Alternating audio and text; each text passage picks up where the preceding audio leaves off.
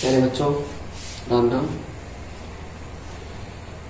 +1 physics unit चल रही थी हमारी, physical world and measurement.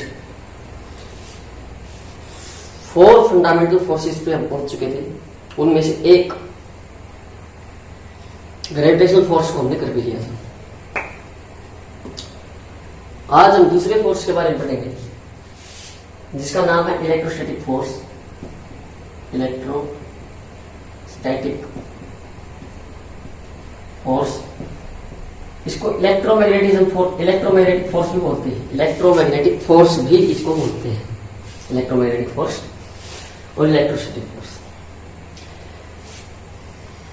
Gravitational force में हमारे पास 2 मास थे, M1 M2। इलेक्ट्रोस्टैटिक फोर्स में हमारे पास 2 चार्ज होंगे, Q1 Q2। ये दोनों चार्ज पॉजिटिव हो सकते हैं, दोनों चार्ज नेगेटिव हो सकते हैं। एक पॉजिटिव एक नेगेटिव हो सकता है। लाइक चार्जेस जो है वो एक दूसरे को रिपेल करते हैं और अनलाइक चार्जेस अट्रैक्ट करते हैं। अगर 2 चार्ज पॉजिटिव इकट्ठे हैं हमारे पास, फोर्स लगा रही है, तो वो रिपल्सन का लगाएंगे, नेगेटिव है वो भी रिपल्सन का लगाएंगे।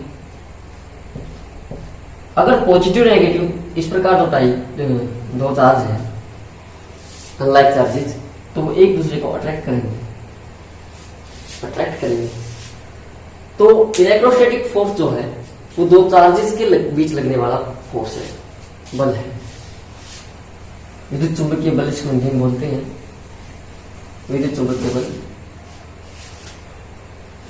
तो फोर्स ऑफ अट्रैक्शन और repulsion between 2 charges is known as electrostatic force.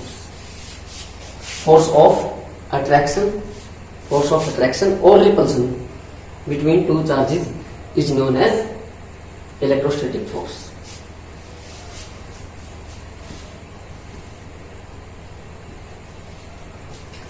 मान लिया हमारे पास ये 2 चार्ज है और r डिस्टेंस पर रखे हुए हैं।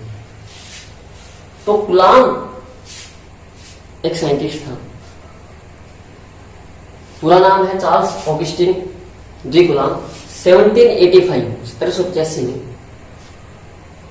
ये बताया था कि एक नियम दिया था कि कितना फोर्स होगा 2 चार्जेस के बीच, और ये बताया था, जिससे ये भी पता चल पाया था कि एक चार्ज पार्टिकल के ऊपर वास्तव में कितना चार्ज हो सकता है।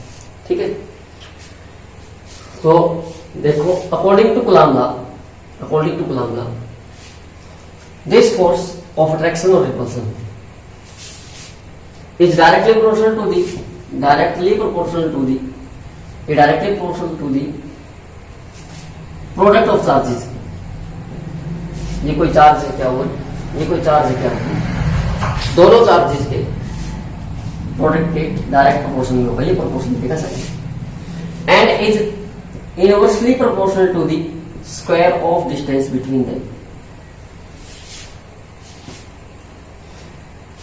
Force is directly proportional to the product of charges, inversely proportional to the square of distance between them.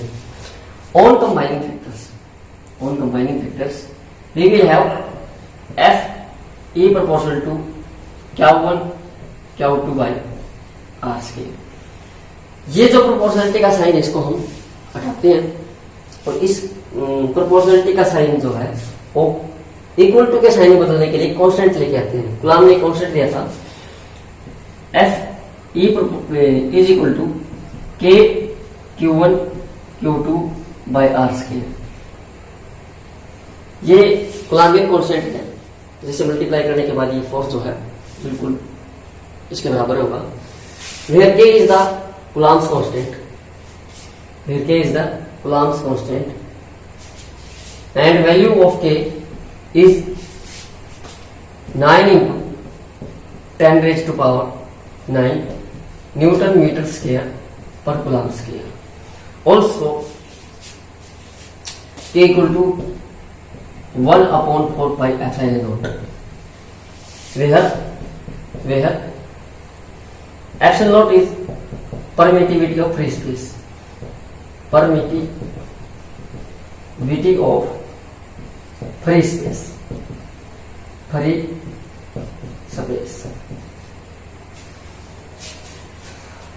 and epsilon naught is equal to 8.85 4 into 10 raised to power minus 12 newton inverse metre inverse square coulomb square. ये inverse है, negative की जो power है ना वो inverse है, negative की 2 power inverse square है, ये कूलम्ब स्क्वायर है, इनवर्स नहीं है, पॉजिटिव की पावर है। ठीक है, इसकी डेफिनेशन चलो लिख देता हूँ paper. The force of attraction और repulsion between two charges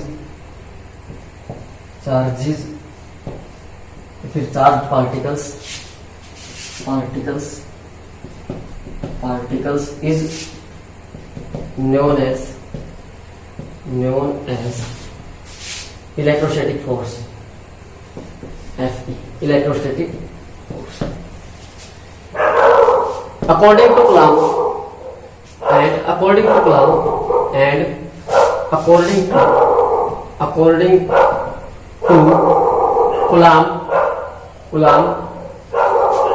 this force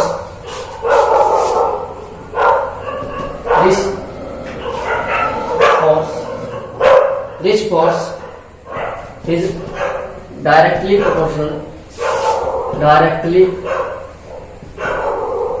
proportional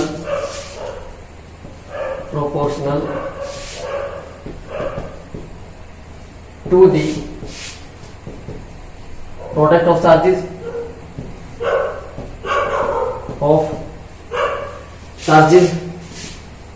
and inversely proportional to the square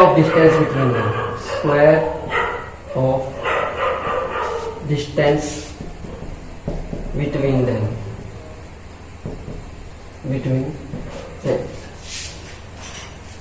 ये हमारा क्या ऑन चार्ज है, ये हमारा क्या टू चार्ज है, आर डिस्टेंस पे रखे हुए हैं।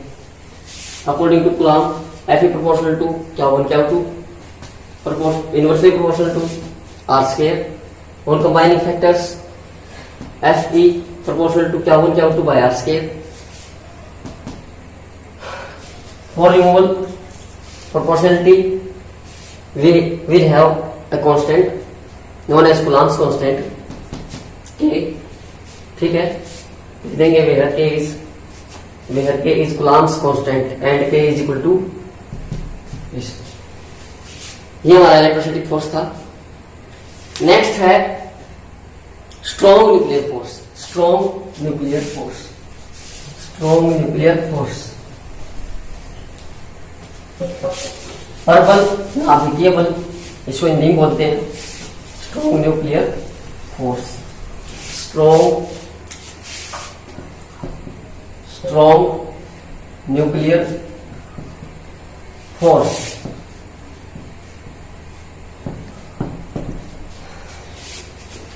देखो, नाभिकीय बल है और प्रबल मतलब स्ट्रॉन्ग।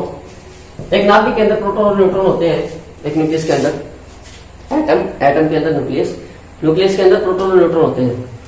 प्रोटॉन और न्यूट्रॉन के बीच जो आकर्षण का बल है, अट्रैक्शन का जो फोर्स है, स्ट्रॉन्ग अट्रैक्टिव फोर्स, वो स्ट्रॉन्ग न्यूक्लियर फोर्स है जो प्रोटॉन और न्यूट्रॉन को नाभिक के अंदर होल्ड करता है। The force of attraction between proton and neutron which hold them in the nucleus is known as strong nuclear force. The force of attraction between protons proton की पॉजिटिव चार्ज होता है, protons ऐसे लगा लिया protons, and neutrons कोई charge नहीं होता, नल लिखेंगे 0, विच binds them in a nucleus, in a nucleus strongly, is known as strong nuclear force, strong nuclear force। ये हमारा स्ट्रॉन्ग न्यूक्लियर फोर्स था। नेक्स्ट है week nuclear force, week nuclear force, week nuclear force, कमजोर ना cable, इसको हिंदी बोलते दुर्बल ना केबल, वीक न्यूक्लियर फोर्स।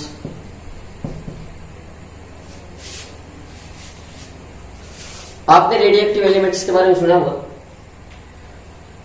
तो रेडियो एक्टिव डिके में जो फोर्स इंटरेक्ट करता है, जो फोर्स होता है जिस कारण रेडियो एक्टिव डिके होता है, उसको हम वीक न्यूक्लियर फोर्स बोलेंगे। The force due to which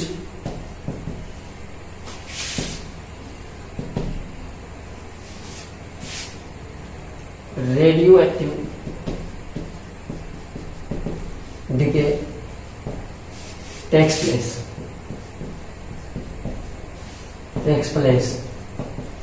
is known as weak nuclear